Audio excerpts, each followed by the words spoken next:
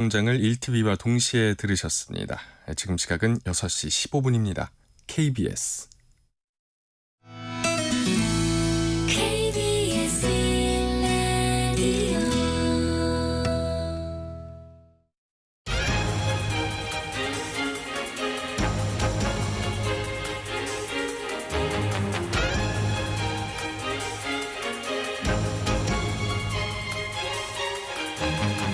오늘 아침 일라디오. 안녕하십니까. 오늘 아침 일라디오 아나운서 오승원입니다. 요즘 빈대에 대한 공포, 일명 빈대포비아가 확산되면서 관련 신고가 이어지고 있다는데요. 상황이 이렇다 보니 정부 10개 부처들이 모여서 빈대 정부합동대책본부를 꾸리는가 하면 살충제 8종에 대한 긴급 사용도 승인했다고 합니다. 민간에서는 코로나19 확산 때 큰 호응을 얻었던 코로나19 지도처럼 이번엔 빈대 출몰 정보를 표시한 지도가 제공되면서 막연한 불안감을 해소하는 효과도 다소 기대할 수 있는 것 같은데요. 그런데 빈대와 관련한 웃지 못할 뉴스를 접하기도 하고 또 빈대 퇴치에 효과가 있다며 검증되지 않은 민간 요법들이 빠르게 확산하고 있어서 우려를 사는 일도 생기고 있습니다. 또 한 중고거래 플랫폼에서는요, 층간소음을 낸 이웃에 복수하기 위해 빈대를 사겠다, 이런 사람이 등장하기도 해서 논란이 됐는데요. 만약에 공동주택 중 한 집에서 빈대가 발생하면 그 집만 피해보는 게 아닌데요. 이거 참 비상식적이고 어리석은 생각이죠. 각종 민간 요법들도 전혀 검증되지 않은 것들이 많고요. 살충제조차 빈대 박멸에 한계가 있는 상황인데요. 오히려 벽 틈새 등 집에 보수할 곳을 관리하면서 집 위생 관리에 신경 쓰는 게 최선의 예방책인 것 같습니다. 11월 15일 수요일 오늘 아침 일라디오 출발합니다.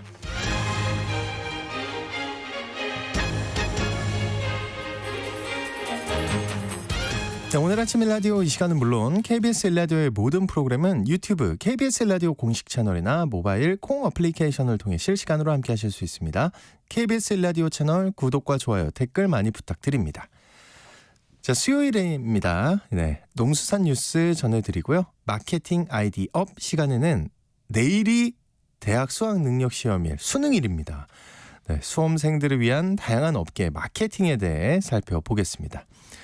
어느새 내일이 수능이에요. 시간 진짜 빠르네요. 또 책과 함께하는 노후 준비 시간에는요, 인생은 왜 50부터 반등하는가? 라는 제목의 책을 읽어보겠습니다. 자, 청취자 여러분들 참여하실 수 있는 퀴즈 오늘 드립니다. 날씨가 추워지면서 감기 걸리는 분들 정말 많은데요. 이 김장철 맞아서 수확이 한창인 이것으로 차를 끓여 드시면 좋다고 합니다. 네, 동의보감에서는 이것의 효능에 대해 성질이 약간 따뜻하고 맛이 매우며 독이 없다, 습기를 없애고 숨차고 기침하는 것을 치료한다, 이런 내용이 언급되기도 했는데요. 이것은 약재나 향신료로 많이 쓰입니다. 김장김치에도 마늘과 함께 많이 들어가는데, 네, 이것은 뭘까요? 추첨을 통해 농촌진흥청에서 제공하는 웰빙 혼합 잡곡 세트를 한 분께, 향긋한 커피를 드실 수 있는 모바일 커피 쿠폰을 4분께 드리겠습니다. 방송에 참여하실 분들은 단문 50원, 장문 100원이 드는 유료 문자 샵 9730으로 보내주시기 바랍니다. 유익한 정보와 살아있는 이야기가 있습니다. KBS 오늘 아침 일라디오.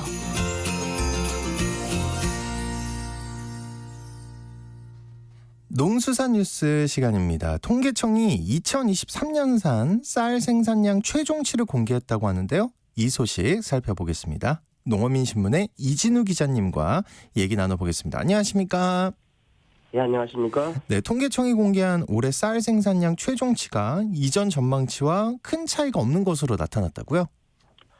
그렇습니다. 이 한국농촌경제연구원이 10월 쌀 환측을 통해서 2020년산 쌀 생산량이 370만 톤 정도 내외가 될 것이라고 전망을 한 바 있습니다. 그런데 어제 통계청에서도 이와 비슷한 370만 2천 톤이라는 결과치를 내놨습니다.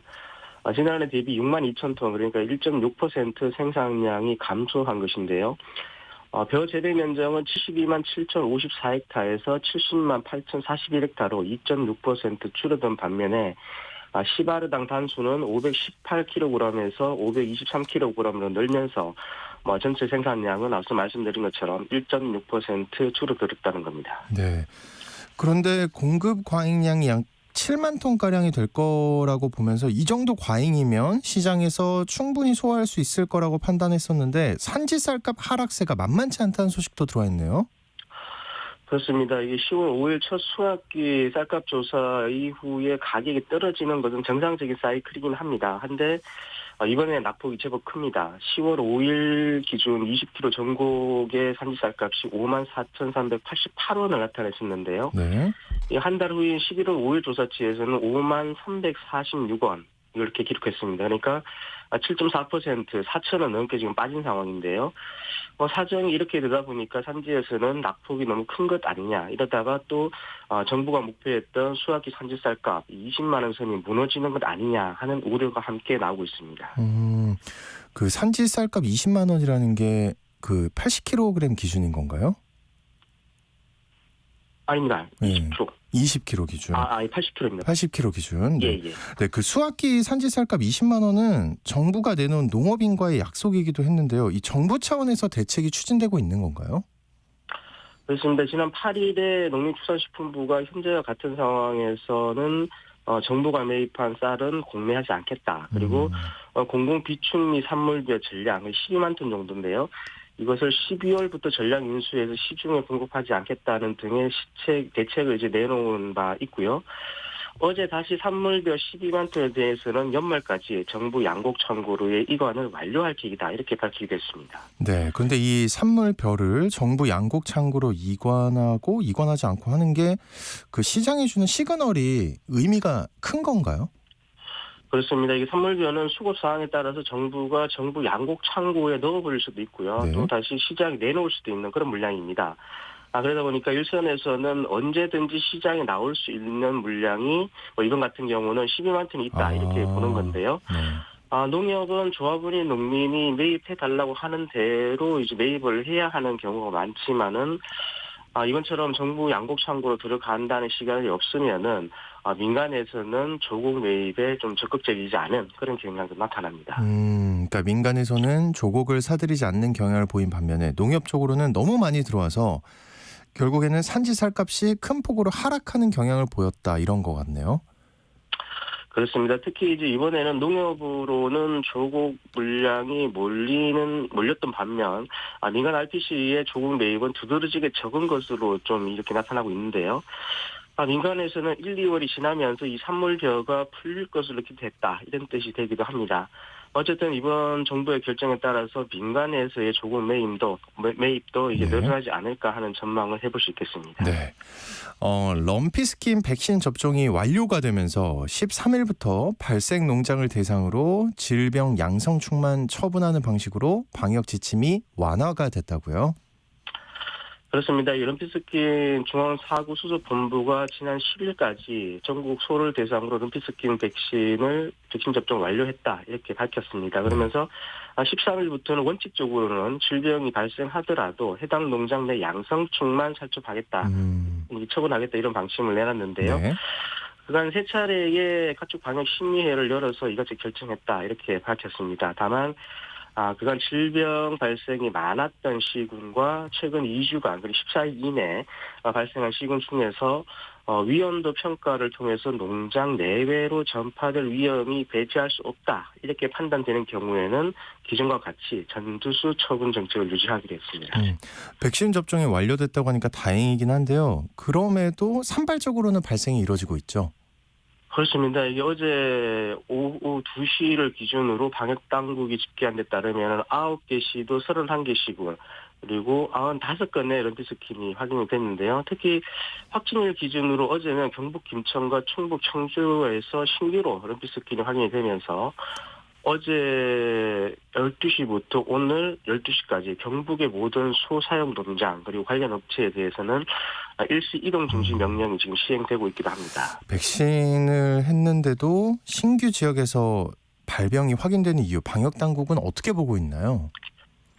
이게 첫 발생 한 달 전쯤에 이전에 이미 국내로 바이러스가 들어왔다고 보고 있고요. 이후에 농장으로부터 여러 요인으로 인해서 추가로 전파된 것 아닌가 이렇게 추정을 하고 있습니다. 그러니까 이제 백신 접종을 완료한 상황이긴 하지만 이미 전파된 경우에는 추가적으로도 확진 사례가 나올 수 있다 이런 겁니다. 네. 이걸 돌파 감염이라고도 하는데요. 다만 확진일 기준으로 이렇게 보면은 10일에 1건, 11일에 3건, 13일에 2건, 14일에 2건 이런 식으로 산발적 양상을 보이고 있고 그나마 백신을 조속히 들여와서 접종을 했다는 게 다행이라면 다행이겠습니다. 네. 그냥 백신이 없었으면 어떻게 됐을까 그런 생각이 들기도 해요. 다행입니다, 정말. 예. 그렇습니다. 이게 제가 2000년 구제역 발생 당시부터 지금까지 20년 넘게 취재 기자로 활동을 하고 있는데요. 네. 이 질병이 발생하기 전에 정부가 백신을 들여와서 대비했던 사례 이게 이번이 처음이었고요. 처음이에요. 그렇습니다. 네. 또 당초 예상과는 달리 총 400만 마리 분의 백신을 전체를 들여와가지고 질병 발생이 확인되는 10여일 만에 이렇게 들여와서 전체 서울 대상으로 접종을 완료한 경우도 더더욱 처음인 것 같습니다. 네, 너무 잘한 일이죠, 그죠? 예. 그렇습니다. 그래서 여러 이제 불편한 점이 있겠습니다만은 큰 틀에서 본다 그러면은 이번 사례가 백신이 개발되어 있는 제1종 가축 전염병인 경우에는 하나의 방역 모델이 될 수도 있겠다. 이렇게도 생각해 보게 됩니다. 네. 이럴 때는 칭찬을 많이 해줘야 되지 않나 하는 생각이 듭니다. 네, 농수산 뉴스 지금까지 한국농어민신문의 이진우 기자님과 함께했습니다. 기자님 오늘 고맙습니다. 감사합니다.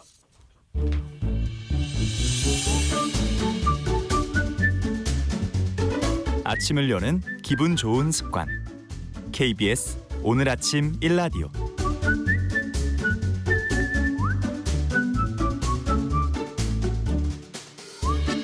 다양한 마케팅 분야의 전략과 아이디어를 끌어올릴 수 있는 방법에 대해 살펴보는 시간입니다. 내일이 벌써 수능일입니다. 네. 이렇게 믿기지가 않죠. 올해가 다 끝났다는 얘기인데. 그래서 오늘은 마케팅 아이디어, 수능 마케팅에 대해서 살펴보겠습니다. 마이테이스트의 민지영 대표님과 함께 하겠습니다. 안녕하십니까? 네, 안녕하세요. 이거 첫 질문에 이런 걸 물어봐도 되나? 수능 잘 보셨을 것 같아. 실력만큼 대표님은. 그죠? 여기서 이렇게 고백합니다만 재수를 한번 했기 때문에 괜찮습니다. 부끄럽네요. 네. 근데 진짜 그러지 않나요? 좀 여담이긴 한데 시간 지나고 보니까 네. 재수 그거 아무것도 아니구나. 네, 아무것도 아닙니다. 그렇죠. 네, 지금 와서 그래도 보니까. 내일 시험 보시는 수험생분들은 한 번에 꼭 끝내시기를. 그렇습니다. 네. 네, 이걸 또 하실 겁니까, 여러분? 네, 수능 전날 어떻게 보내는 게 좋을까요? 좀 네. 조언 좀 해주시죠. 그래도 2번을 겪어본 사람으로서 네. 그래서 수능 전날에는 혹은 또 며칠 전부터는 수능 시간표하고 같이 생활하는 게 제일 좋더라고요. 그래도 맞아요. 네, 네. 운동선수들이 이렇게 마인드 컨트롤 하듯이 우리도 똑같이 수능 시간표와 똑같이 내 컨디션을 만들어두면은 그래도 좀 적응이 잘 돼서 네, 시험 볼 때 정말 아무런 긴장 없이 할 수 있는 것 같습니다. 네. 네. 어쨌든 여러분, 만약에 이 방송을 듣고 있는 여러분이 있다면, 수능 보는 분이 있다면 내일 저녁이면 해방을 맞을 건데 수험생들을 위한 이벤트들 정말 많이 준비되고 있을 것 같아요. 네, 맞습니다. 대표적으로 할인 이벤트들이 있죠. 좋죠. 네, 곧 새내기가 될 이 친구들을 위한 휴대폰이나 노트북과 같은 전자기기 할인 행사 대표적이고요. 놀이공원 입장료 할인도 네, 매년 있는 행사입니다. 사실 기업들 입장에서는 수험생들을 축하하는 의미도 있긴 하지만 수능을 치르는 올해 기준으로 약 50만 명 정도 된다 50만. 하더라고요. 네. 50만 명의 수험생 고객이 한꺼번에 지갑을 연다라는 의미에서 대목으로 여기기도 하고요. 수험생뿐만 아니라 수험생들을 축하하기 위해서 가족들, 네, 부모님 포함한 가족들도 보복 소비가 본격적이기 때문에 그렇죠. 그동안 좀 이게 못 쓰는 상황, 그죠? 네. 눈치 보고 학생의 맞아요. 눈치를 보고 맞아요. 네, 그래서 소비가 늘어나는 시점이다라고 해서 마케팅 행사를 좀 집중적으로 진행을 하거든요. 그래서 유통업계에서는 특히 수능 직전 일주일에 합격 선물 그리고 수능 이후 한 달 동안은 전반적인 소비가 증가한다 이런 공식을 가지고 할인 이벤트 위주의 이제 공격적인 수능 마케팅을 펼치고 있었는데요.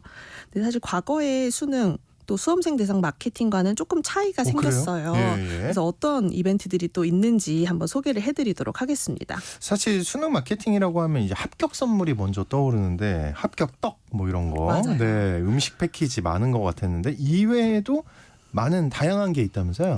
네, 맞습니다. 뭐 떡이나 뭐 합격 엿뿐만 아니라 그 중간중간에 먹을 수 있는 당 충전할 수 있는 초콜릿이나 사탕과 같은 이 간식들이 과거 수능 마케팅의 대표적인 그쵸, 네, 그쵸. 제품이었습니다. 그런데 최근에는 수능 당일뿐만 아니라 입시 전형 중에 수시 비중이 좀 높아졌잖아요. 네. 그래서 수능 시험 전후에 논술 시험, 면접 전형도 수험생들에게 굉장히 중요한 순간들이라고 그쵸. 하거든요. 예. 그래서 내일 수능 시험 당일을 위한 합격 선물만 주는 것뿐만 아니라 이제 호텔 업계에서는 이 수시 전형을 준비하는 수험생들을 위한 패키지를 또 만들었다고 하더라고요. 네. 저는 처음에는 호텔 업계에서 만들었다길래 글쎄, 예, 뭐가 시험 있을까? 끝나고 여행 가는 친구들을 위해서 패키지를 만든 줄 알았어요. 그러니까요. 근데 그게 아니라 네. 서울이나 수도권 또 각 지역의 대학으로 논술 시험, 면접 시험을 보러 가는 수험생들이 대상으로 해서요. 예. 호텔 안에 독서대, LED 스탠드, 오. 또 뭐 필기구 그리고 안대와 기마개까지 구비를 해둔 패키지를 만들었더라고요. 아, 이렇게 멀리서 시험 보러 온 학생들을 위해서. 네, 그래서 집중력을 끝까지 유지하고 시험을 잘 보라는 의미로 이런 것들을 선물로 준비하고 객실도 이렇게 수험 환경과 비슷하게 꾸며뒀다고 하더라고요. 네. 그래서 이렇게 마지막 입시 전형까지 잘 치를 수 있는 패키지들이 굉장히 인기가 있다고 합니다. 야, 호텔 업계가 좀 머리를 썼군요. 네. 네. 그 과거에는 수험생들을 위한 건강기능식품, 예, 뭐 제약이나 의료업계 마케팅 활발했는데, 근데 제약이나 의료업계가 요즘 수능 마케팅을 축소했어요? 네, 오히려 축소를 했어요. 이유가 뭐예요? 사실 한약 약재 같은 걸 활용해서 총명탕을 많이 들어봤는데? 네, 네. 그렇죠. 대표적으로 막 많이 먹는 약품이었는데 그런 시절을 지나서 최근에는 이제 영양제나 건강기능식품들이 굉장히 일반화됐잖아요. 네, 그렇죠. 그래서 그 코로나 이전에는 제약회사나 건강기능식품 회사에서도 수험생들을 위한 대대적인 이벤트들을 많이 했어요. 그런데 코로나를 겪으면서 수능과 같은 특별한 이벤트가 아니어도 우리는 항상 건강과 면역을 생각해야 된다라는 식으로 이벤트가 좀 아하. 바뀐 거예요. 아, 예. 네, 그래서 TV 광고 위주였던 그 광고들도 SNS나 유튜버와 같이 24시간 365일 광고를 할 수 있게 되면서 네. 건강기능식품이 딱 특정한 날이 아니라 항상 노출이 많이 되기 시작을 한 겁니다.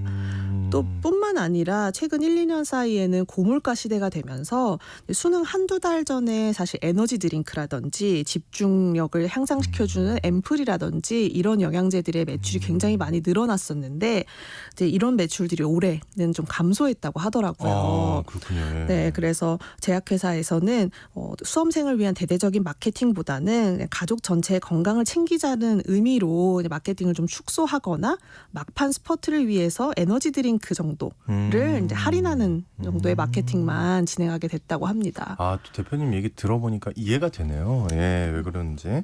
그 또 수험생들의 마음을 위로하는 이런 캠페인은 증가한다고요. 네, 맞습니다. 예. 사실 이런 부분들은 교육업계에서 많이 활용을 하고 있는데요. 수능 시험도 중요하지만 이제 매년 있는 뭐 모의평가라든지 혹은 뭐 전국 영어 듣기 평가 능력 시험 이런 것들도 수능을 준비하는 데 있어서 중요한 시험들이라고 하더라고요. 네. 그래서 이 방송을 이제 EBS에서 진행을 하거든요. 이 듣기평가 방송 송출하기 전에 원래는 이제 광고 시간이 있었다고 해요. 그래서 기존에는 당연히 광고를 받아서 광고 방송을 하다가 응원 캠페인으로 이제 방향을 바꿔서 각 학년별로 영어 듣기평가 시험을 송출하기 전에 네. 아티스트들을 섭외해서 응원의 메시지를 내보냈다고 합니다. 네, 예를 들어서 고3 수험생들에게는 가수 양효섭 씨가 포기하지 말라라는 화이팅 메시지를 남기기도 하고요. 중학교 3학년 학생들에게는 또 가수 하현상 씨가 마음먹은 대로 잘 될 거라는 메시지. 또 예비 수험생들에게는 두려움을 떨쳐내고 미래를 준비하자. 이런 어허. 식의 따뜻한 메시지를 같이 송출을 좋네요. 했다고 네. 합니다. 원래 EBS에서도 듣기 평가 전에 응원의 메시지를 내보낼 때 원래는 이제 그냥 아나운서 분들이나 그러고 네. 했었는데 이제는 실패한 경험이 있는 아티스트로만 구성을 해가지고 더 호평을 받았다고 해요. 아. 네, 혹은 서바이벌 경연 프로그램에 참여를 했던 아티스트들이 참여를 해서 더 공감을 받았다. 그리고 듣기 평가 이후에는 이 소식을 접한 어른들 사이에서도 회자될 만큼 굉장히 좋은 이벤트라는 평을 받았습니다. 저는 진짜 좋은 것 같은 게 이 내용을 들으니까 저도 한번 찾아서 들어보고 싶어요. 맞아요. 마음이 따뜻해지더라고요. 네. 이렇게 또 응원 캠페인을 진행하는 기업들도 증가하고 있다고요. 네, 맞습니다. 교육업계뿐만 아니라 단순히 합격 선물만 준비하던 베이커리 업계에서도 합격 선물 패키지뿐만 아니라 수험생들을 응원하는 캠페인도 진행하고 있습니다. 이 합격 선물은 기존하고 비슷하게 초콜릿이나 과자 등으로 무난하게 준비를 했는데요. 네. 이 패키지 자체를 수능 시험일 일주일 전부터 당일까지 하루에 한 개씩 뜯어서 먹을 수 있도록 이렇게 구성을 했대요. 아이디어 진짜 좋네요. 예. 네, 근데 이 안에 하나하나의 포장지마다 격려와 응원의 메시지를 또 담았다고 합니다. 그리고 10대들에게 유명한 일러스트 작가와 협업을 해서 내년 달력을 같이 제공을 한다고 해요. 그래서 2024년에는 새내기로서 즐거운 생활을 하라라는 의미도. 이것도 좋은 방식이네요. 예. 맞아요. 네. 그래서 또 이렇게 그 캠페인을 진행하면서 전국의 27개 지역의 아동센터에 있는 수험생들에게도 또 무료로 이런 선물들을 나눠주면서 호평을 받았는데요. 사실 이제 선물을 준비하는 부모님이나 주변의 지인들이 이 브랜드의 제품을 많이 선택을 했는데 그 이유가 이 응원 메시지가 너무 좋아서라는 SNS 후기가 많더라고요. 요즘 우리 사실은 수험생뿐만 아니라 우리 모두가 좀 위로가 필요한데. 맞아요. 그래서 네. 오히려 수능 마케팅도 힐링 쪽으로 좀 가고 있지 않나라는 생각이 들고요. 네. 이제 각 기업들에서도 복지 중에 하나로 수험생 자녀를 둔 임직원들을 대상으로 격려의 메시지나 선물을 전달을 하는데요. 오히려 좋은 선물보다 기업 오너들이 직접 손편지를 써서 응원 메시지를 전달한 경우에 또 SNS에 후기를 남기는 식으로 너무 따스함을 느꼈다라는 이야기들이 많더라고요. 야, 재밌습니다. 네, 다양하고 기업들이 진행하는 그 다양한 수능 마케팅 알아봤는데 수험생들이 진짜 원하는 거 네. 한번 알아볼까요? 수능 이후에 하고 싶은 일들, 그러니까 일명 버킷리스트에 네. 특별한 게 있나요? 어떤가요? 뭐 전통적으로 가장 많이 하는 건 외적인 변화. 외적인 변화. 네. 수술? 네, 그런 것도 아이고. 있고요. 네, 아이고, 그런 것도 있고요. 예, 네. 예, 예. 뭐 머리 스타일을 바꾸는 것도 가볍게. 그렇죠. 왜 멍청하게 네. 이상한 생각이 떠올랐을까? 아닙니다. 그래도 네. 뭐 물론 병원에서도 많은 이벤트를 하고 있지만 사실 수험생들은 그냥 미용실에 방문을 해서 헤어스타일을 변신하기 이런 그렇죠. 소소한 네. 소소한 그런 것들이 게 있는데. 버킷리스트더라고요. 그리고 또 바디 프로필 사진을 촬영한다든지 그리고 꾸민 모습으로 친구들과 사진 찍기 이렇게 변화된 모습들을 좀 남기고 싶다라는 니즈가 있었고요. 네. 네, 선물들은 우리는 뭔가 물건을 주고 싶어 하잖아요. 어른들은. 네, 그런데 오히려 상품권이 가장 좋다. 이런 답변을 했습니다. 그래서 친구들과 놀러 가서 잘 즐길 수 있도록 식사권 또 카페에서 이용 가능한 기프티콘이 좋겠다라는 이야기도 했고요. 여학생들의 경우에는 드럭스토어의 상품권. 드럭스토어요? 네. 약 아니죠. 올리브영 얘기해도 되나요? 화장품, 예. 화장품을 살 수 있는 그래서 전 지금 네. 뭐지? 그랬거든요. 네, 화장품. 매장에서 예. 그런 그 기프티콘을 선호한다라고 했습니다. 아무래도 취향이 확고한 10대 특성상 이제 본인이 원하는 걸 내가 직접 가서 고르고 싶다 그렇죠. 이런 네. 얘기였고요.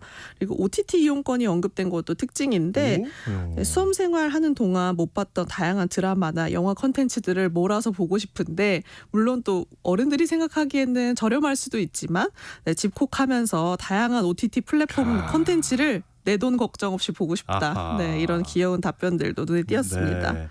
또 이제 학원 선생님들 많이 이제 수험생들과 가까울 텐데 그 선생님들의 응원 메시지와 이벤트가 기다려진다 이런 답변이 있었다고요? 네, 맞습니다. 오, 예. 그 앞서 그 교육 방송에서 다양한 아티스트를 활용한 캠페인도 하긴 했지만 사실 수험생들이 수험 생활 동안 가장 많이 보는 사람을 그렇죠. 생각하면 네, 사실 맞아요. 선생님이거든요. 네. 그래서 대형 입시 학원에서도 수능을 함께 준비한 선생님들 또 졸업생들의 응원 메시지를 통해서 이렇게 응원하는 영상을 제작하고 그들을 위한 캠페인을 하고 있습니다. 그래서 수험생뿐만 아니라 재학생이나 졸업생들도 기다리는 이벤트 영상이라고 해요. 그래서 선생님들마다 인기 있는 일타 강사라고 하죠. 네. 이분들은 팬덤이 또 있을 정도로 그 선생님들의 인기가 대단하거든요. 그렇죠. 예. 그래서 2, 3년 전에 한 그 우유 브랜드에서 이 1타 강사 선생님들의 얼굴과 응원 메시지를 우유 팩에 와우. 담아가지고 수능을 기념해서 이제 우유를 판매하는 특별한 패키지가 있었는데 이 마케팅을 여전히 언급하고 기억하는 친구들이 있을 정도로 네, 수능 선생님들을 활용한 네, 이벤트가 많고요. 그래서 선생님들이 자주 하던 강의에서 자주 하던 응원의 말들이 함께 있어서 더 인상 깊고 네, 익숙하다라는 모습을 보이기도 했습니다. 그리고 또 이 친구들이 수능 이후에도 계속되는 입시 전형을 챙겨주는 이벤트, 간단히 진행할 수 있는 댓글 이벤트들도 있었으면 좋겠다라는 답변들도 있었거든요. 그래서 오늘 소개해드린 다양한 수험생 대상 마케팅들 미처 준비하지 못하셨으면 한번 참고해 보시면 좋을 것 같습니다. 네. 너무 응원의 메시지 하나 해주시죠. 그러니까요. 너무 한마디 해주세요. 제가 다 긴장을 한 것 같네요. 너무 긴장하지 마시고 그러니까. 네, 평소와 똑같이 네, 시험 잘 치르시고 네, 끝나고 또 즐겁게 연말을 보내시길 바라겠습니다. 네, 네. 지금까지 준비해온 실력 발휘 잘하고요. 네, 이벤트, 수능 이벤트들 많으니까 즐겁게 즐기셨으면 좋겠습니다.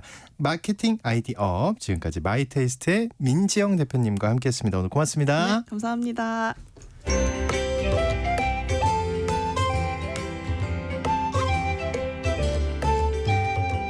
상쾌한 하루의 시작. KBS 오늘 아침 일라디오.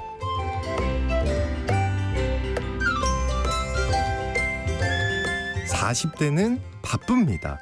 회사 다니면서 어린 자녀를 돌보느라 또 연로한 부모님 모시느라 여러모로 분주하고 고단한 시간을 보내는데요. 그래서 40대에 슬럼프와 번아웃을 겪는 분들이 참 많습니다. 사람들은 이를 두고 중년의 위기다 이렇게 얘기를 하는데 앞으로도 이 같은 위기가 계속되지 않을까 걱정을 합니다. 그런데 행복경제학자들은 50대에 인생이 다시 반등한다고 합니다. 자, 그래서 오늘 책과 함께하는 노후 준비 시간, 이 같은 주장을 담은 인생은 왜 50부터 반등하는가를 읽어보겠습니다. 미래에셋 투자와 연금센터의 김동엽 상무님 나와주셨습니다. 안녕하십니까? 예, 안녕하십니까? 야, 이거 제목이 진짠가요? 근데 저도 40대라 이 책이 눈에 들어오는데 인생은 왜 50부터 반등하는가? 어떤 책입니까? 일단 이제 사람들이 아까 말씀하셨듯이 네. 청춘을 보통 인생의 절정이라고 보고 중년의 위기의 시간이 다가오고 노년은 심신이 생각하면서 그 세태가 좀 더 계속 아래로 처지는 것처럼 생각을 하잖아요. 그래서 네, 인생을 청년을 정점으로 해서 계속 하락하는 모습들을 생각을 하는데 전 세계인을 대상으로 한 연구조사를 봤더니 그게 아니라는 거예요. 아니에요. 인생의 만족도는 U자형 패턴을 보여서 청년 이후 하락하다가 40대의 최저점을 찍고 50대부터 오히려 다시 반등한다. 이 내용을 담은 게 오늘 소개시켜드릴 인생은 왜 50더 반등하는가. 이 책인데 잠깐만요. U자형이면 30대에서 떨어지는 거잖아요. 30대부터 40대까지는 하락하다가 40대의 최저점을 찍고 다시 반등한다는 이야기예요. 네. 이 책 영문 제목이 더 해피니스 커브라고 해서 행복곡선이라는 이야기인데 네. U자형 모양을 보이는 행복곡선의 비밀에 대해서 이야기를 해준다는 건데 저는 이 책을 보면서 40대 진짜 힘들잖아요. 근데 이 힘들 때 끝이 있다라는 걸 알면 희망을 조금 가지고 버틸 수 있지 않을까? 그래서 이제 이 책을 한번 선정해 보게 됐고 더 타임즈에서 이 책에 대해서 뭐라고 평했냐면 네. 너무나 비참하고 실망스럽고 혼란스러운 40대라면 이 책을 봐라.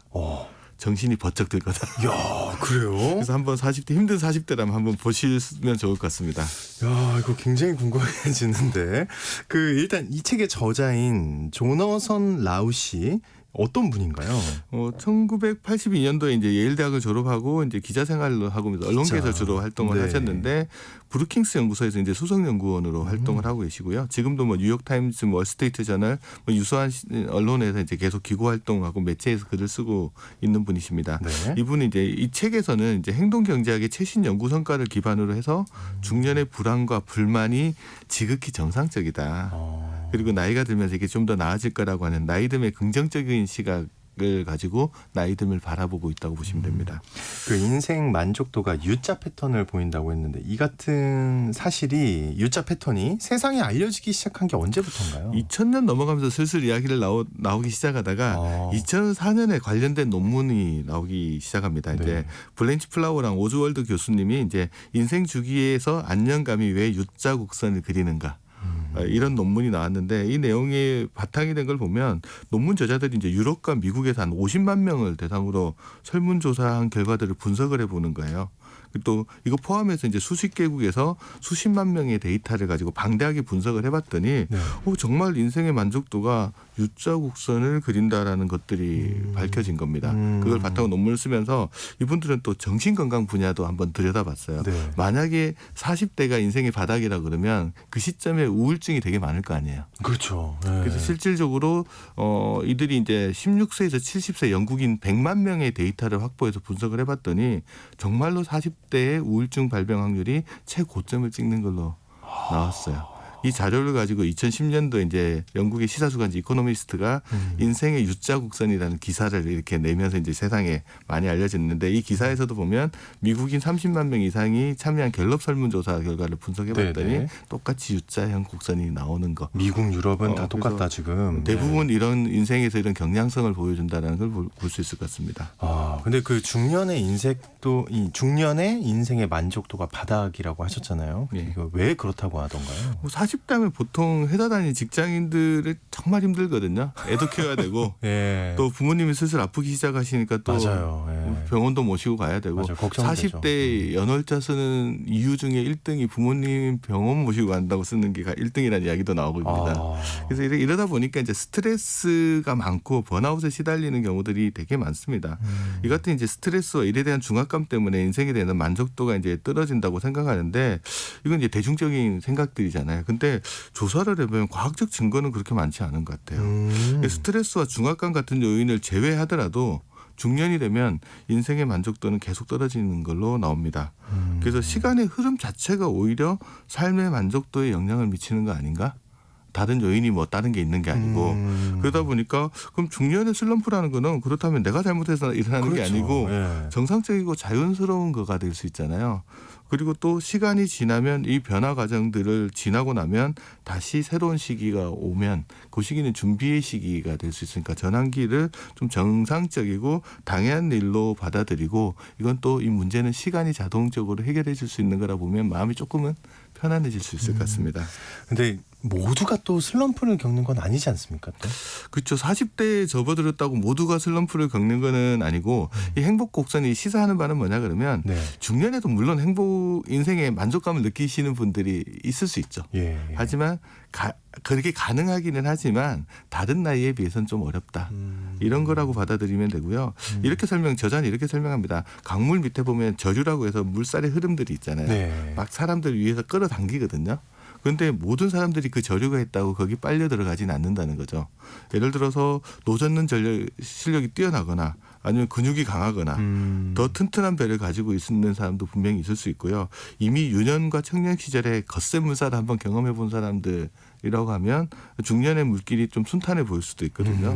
뭐 이 중 하나라도 해당되는 사람은 중년의 슬럼프를 피해가거나 좀 덜 느끼고 갈 수도 있을 것 같습니다. 근데 U자 곡선이라는 것들을 우리가 어떻게 받아들여야 되면 모든 사람들이 U자 패턴을 그린다가 아니고 그런 경향성이 강하다라고 받아들이는 게 좋을 것 같습니다. 필연적이지 않다. 예. U자 곡선은 모두에게 그 인생 만족도가 40대의 바닥을 찍고 50세부터 반등하는데 근데 약간 이해가 안 돼요. 왜 나이가 들수록 더 행복해질까요? 이거 잘 못 받아들이거든요. 네, 어려워요. 보통 이제 노년의 반등이라는 것들을 상상하기가 쉽지가 않거든요.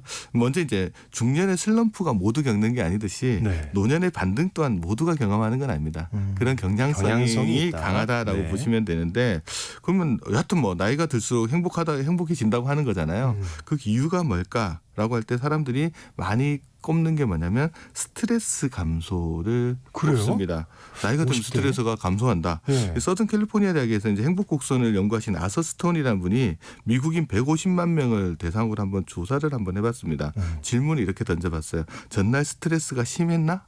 라는 질문을 던졌더니 18세에서 50세 응답자 중에는 절반 이상이 그렇다라고 답을 했는데 50세부터 70세 응답자들은 그렇다고 답한 비율이 20%밖에 안 됩니다. 회사를 다니는 비율이 많이 적어서 그러지 않을까?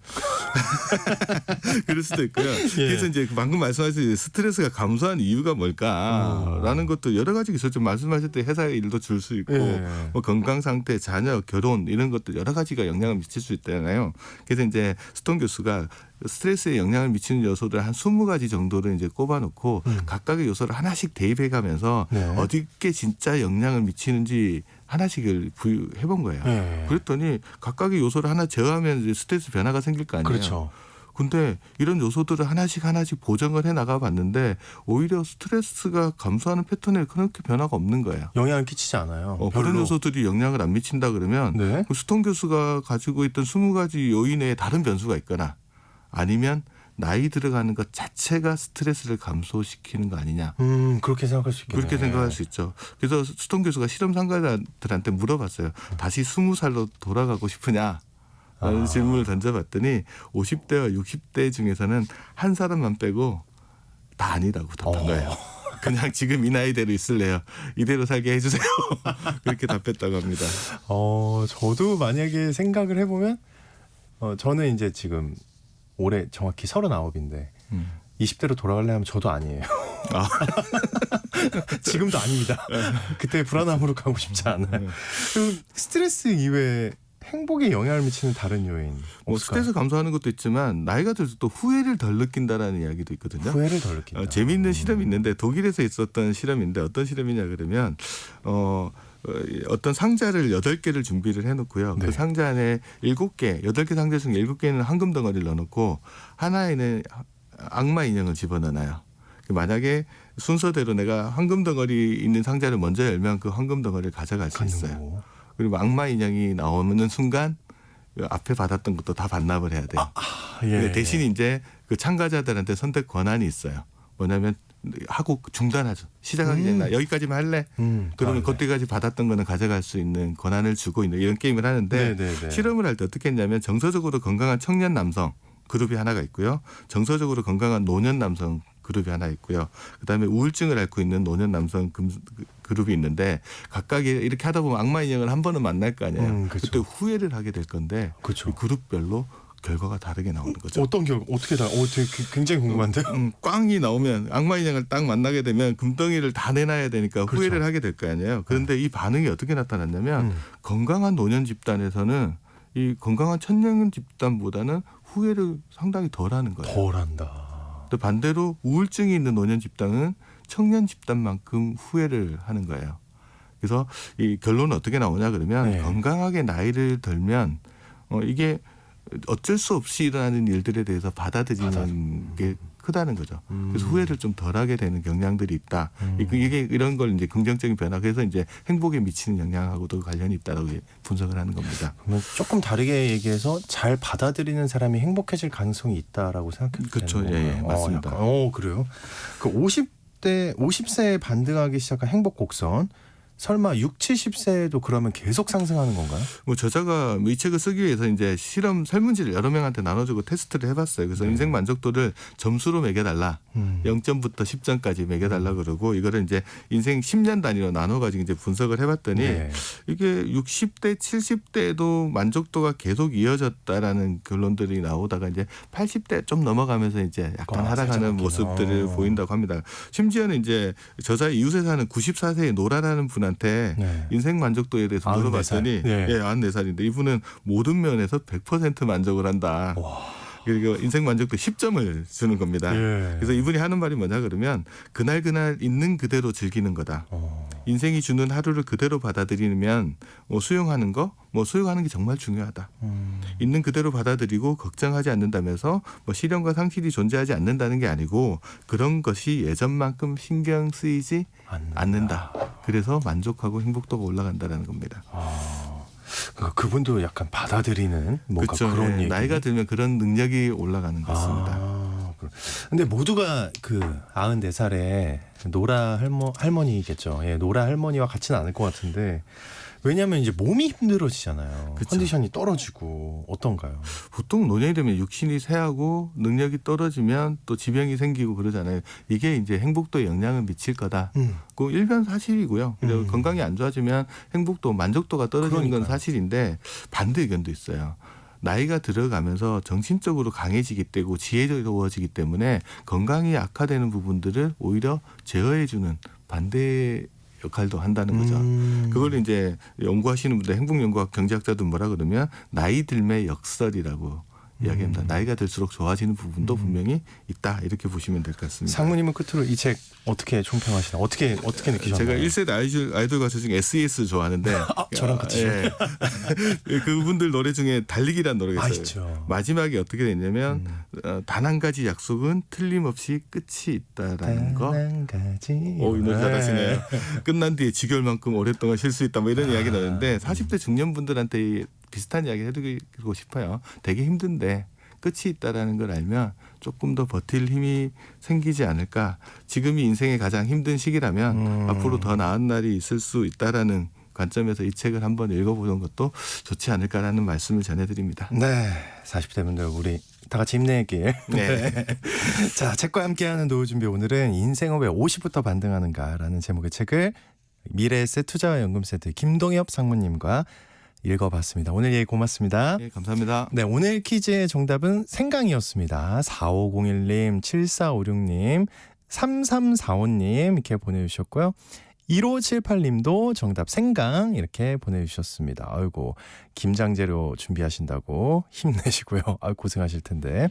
네, 중복 당첨 여부 확인 후에 여러분 홈페이지에 당첨자 올려놓겠습니다. 모두 좋은 하루 보내세요.